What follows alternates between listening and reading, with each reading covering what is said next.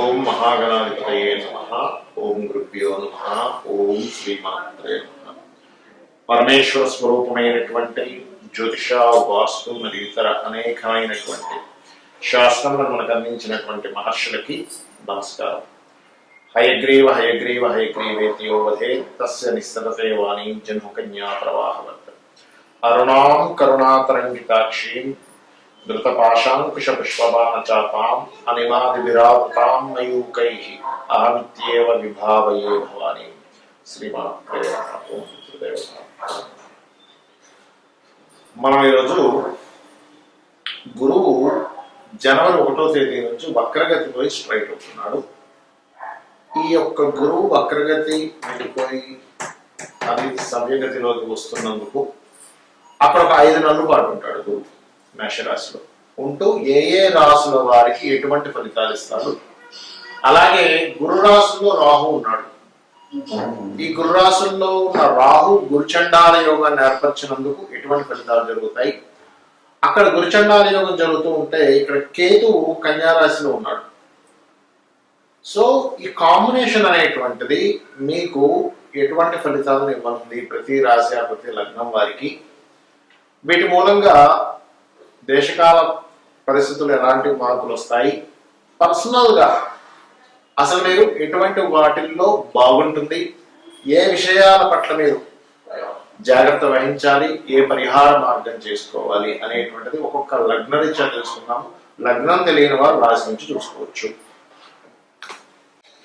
తులాలగ్నము, తులారాశి, తులవారి గణన చూసుకున్నట్లయితే ఇక్కడ కలిగేటువంటి ఫలితాలలో గుర్తుపెట్టుకోండి,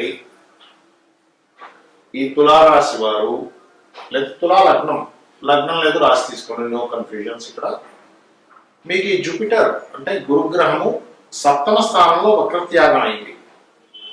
వక్రత్యాగం అయినటువంటి ప్లానెట్ మీకు ప్రయత్న లాభాన్ని ఇస్తుంది. ఇక్కడ అంటే మీరు చేసే ప్రయత్నం, మీరు పెట్టే ఎఫర్ట్ ఏదైతే ఉందో దాని యొక్క ఫలితాన్ని పూర్తిగా ఇవ్వడానికి గురువు 7వ స్థానంలో ఉన్నాడు.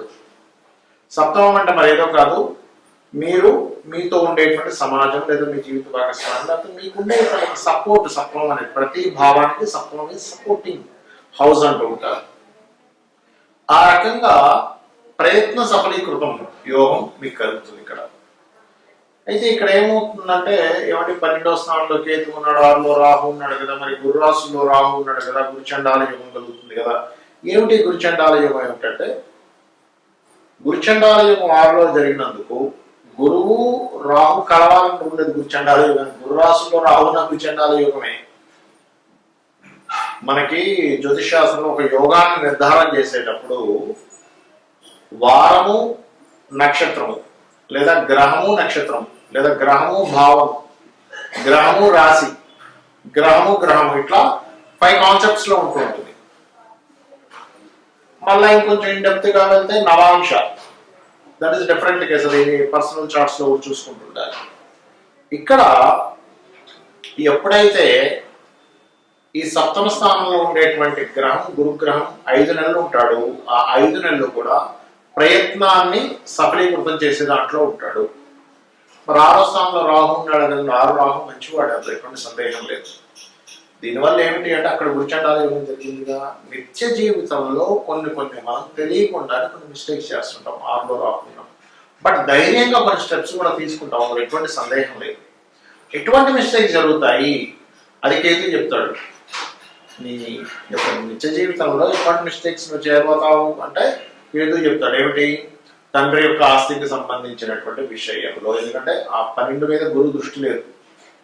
ఎప్పుడు వస్తుంది? 5 నెలల తర్వాత వస్తుంది.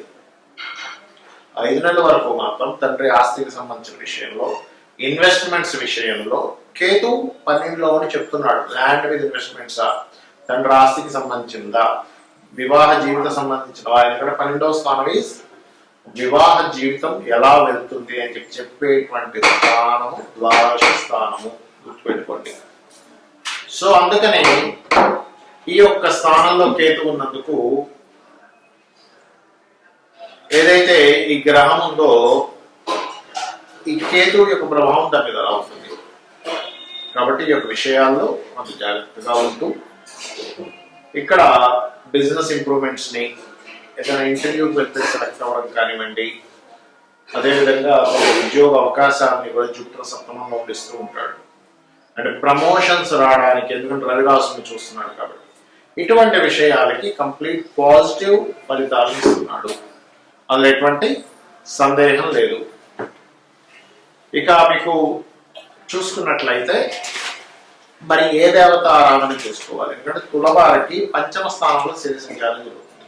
శని ఏ భావంలో ఉంటే ఆ భావ సంబంధంగా కొన్ని రిజల్ట్స్ ఇస్తాడు. ఏమిటది అంటే క్రియేటివ్ రిలేటెడ్ మూలంగా ధనయోగం ఇస్తే పంచమ స్థానం కాబట్టి కొంచెం ఆలోచన విషయంలో కూడా కొంత మందత్వాన్ని ఇస్తూ ఉంటాడు. కాబట్టి మీరు కాళికామ్మవారి యొక్క స్తోత్రపఠనం కానీ, అలాగే చూసుకున్నట్లయితే శివుని సంబంధించినటువంటిది నిర్వాణ శతకం చేసుకోవడం కానీ మీకు చక్కటి ఫలితాలు ఇస్తుంది. మరి ఈ గురువు మేషంలో ఉన్నందుకు, రాహు మీనంలో ఉన్నందుకు, కేతు కన్యారాశిలో ఉన్నందుకు దేశకాలమాన పరిస్థితుల్లో ఎటువంటి ఫలితాలు వస్తాయి చూసుకున్నట్లయితే, ఇప్పుడు మనం డిసెంబర్ మాసంలో చెప్పుకుంటున్నాం. జనవరిలో రాబోయేది ఎటువంటి వస్తాయి అంటే కొత్త వైరస్లు విజృంభిస్తున్నాయని, కొంచెం అలర్ట్గా ఉండాలని. ఎందుకంటే ఈ గురువు ప్రజెంట్ అయితే వక్రగతిలో ఉన్నాడు, స్ట్రైట్ జనవరి 1 నుంచి అవ్వబోతున్నాడు. ప్రస్తుతం ఎప్పుడైతే వక్రగతిలో ఉన్నాడో, మనకు ఒక 3 ఏళ్ల క్రితం ఏదైతే అప్పట్లో మనకి కోవిడ్ కరోనా వచ్చి ఇబ్బంది ఎలా ఉందో అటువంటి సింటమ్స్ కొంచెం ఇబ్బంది అనిస్తుంది, కొద్దిగా, ఎక్కువ కాదు. అప్పట్లాగా మొత్తం మూసేసుకొని నెలల తరబడి ఇంట్లో ఉండడం, అన్ని బంద్ అయిపోవడం, అసలు రోడ్డు మీద తిరగకపోవడం అట్లా ఏం కాదు. కానీ కొంత దాని ప్రభావం కొంత ఉంటుంది. ఏది ఈ గురువు వక్రగతి ఉన్నంత కాలం, వక్రగతి అయిపోయాక దాని ప్రభావం కొంత తగ్గుతుంది. ఎందుకంటే ఈ రాహు కేతువుల మధ్యలో, కాలానికి మోక్షానికి కారకులైన రాహు కేతువుల మధ్యలో ఈ గ్రహాలన్నీ కూడా ఉన్నాయి. ఎప్పుడైతే జనవరి 15 వస్తుందో, 1వ తేదీ వస్తుందో, మనం డిసెంబర్ మాసంలో చెప్పుకుంటున్నాం, 1వ తేదీ వస్తుందో, అప్పుడు ఏమవుతుంది అంటే కొంచెం గురువు వక్రగతి ఎప్పుడైతే పోతుందో ఈ సింటమ్స్ అనేవి కొంచెం కంట్రోల్ అవుతాయి. కానీ ఈ ఆరోగ్యాన్ని ఇచ్చే కారకుడు రవి అక్కడే ఉన్నాడు కదా, అందుకని ఈ రవి బయటకు వచ్చేదాకా, అంటే ఈ రాహు నుంచి బయటపడాలి. రవి ఎప్పుడు బయటపడతాడు ఆయన అంటే ఏప్రిల్ 14వ తేదీ బయటకు వస్తాడు ఆయన. కాబట్టి ఏప్రిల్ 14వ తేదీ వరకు ఈ, ఎందుకంటే సర్వసాధారణంగా ఇది ఒక రోజులో పోయేది కాదండి. ఇది మన కరోనా ఎఫెక్ట్ ఏదైతే 3 ఏళ్ల క్రితం వచ్చింది, ఇది ఒక 10 ఏళ్ల పాటు జరిగేటువంటిది ఒక జర్నీ. ఇది ఒక 10 ఇయర్స్ జర్నీ చెప్పాలంటే. ఈ 10 ఇయర్స్ లో అప్పుడప్పుడు వస్తుంది, విజృంభిస్తుంది, ఏదో వచ్చేస్తుంది, మళ్ళీ పోతుంది, ఇట్లాంటివి ఎక్కువగా జరుగుతూ ఉంటాయి. అంటే ఇంకొక 7 ఇయర్స్ పాటు ఇవి జరుగుతూ ఉంటాయి చెప్పాలంటే. 7 ఇయర్స్ కంటే చెప్పాలంటే ఇంకొక 4 ఇయర్స్ అనుకోండి ఇంక బలంగా ఉంటాయి.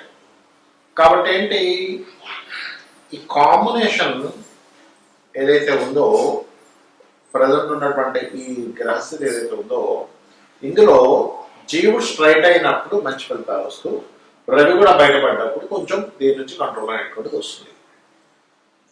దీని తర్వాత రాహు మీనంలో ఉన్నాడు అనుకుంటున్నాం. దేశకాల పరిస్థితుల్లో చూడండి, రాహు మీనంలో ఉంటే ఏం జరుగుతుంది అంటే దీన్ని గురు చండాల యోగము అంటారు. గురు చండాల యోగము. ఎప్పుడైతే గురు చండాలం జరుగుతుందో ఇక్కడ జరిగేటువంటిది ఏమిటి, గురువు అనే గ్రహం రాశి మీద రాహు సంచారం జరుగుతుంది. దీనివల్ల కొన్ని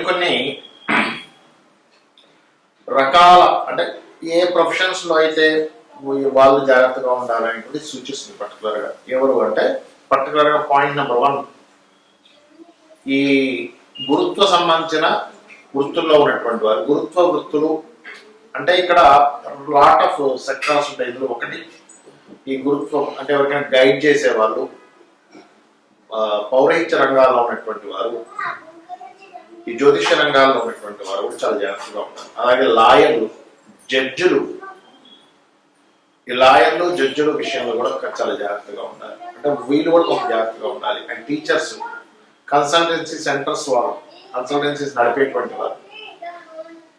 ఎందుకంటే ఈ గురురాశిలో రాహు ఉన్నాడు. It's most powerful combination. ఇది బాగా అర్థం చేసుకోండి.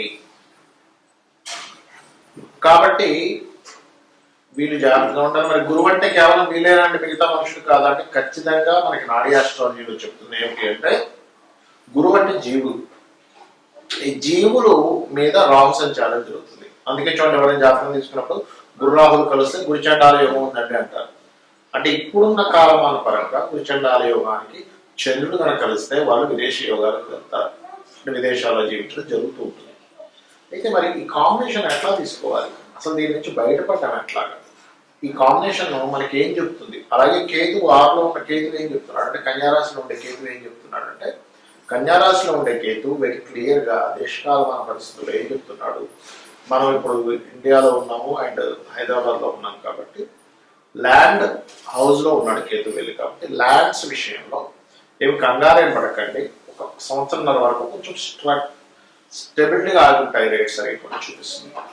అలాగే ఈ రాహువు ఇక్కడ ఉన్నందుకు అందరూ కూడా దేవతా అనుగ్రహంతో పాటు ఖచ్చితంగా గుర్తుపెట్టుకోండి, ఖచ్చితంగా పితృదేవతలు చేసుకోవాలి. అదేవిధంగా మనకి కలియుగంలో కలవు చండీ వినాయక అంటారు, అంటే చండిని వినాయకుడిని ఎక్కువగా చేసుకోవాలండి కలియుగంలో.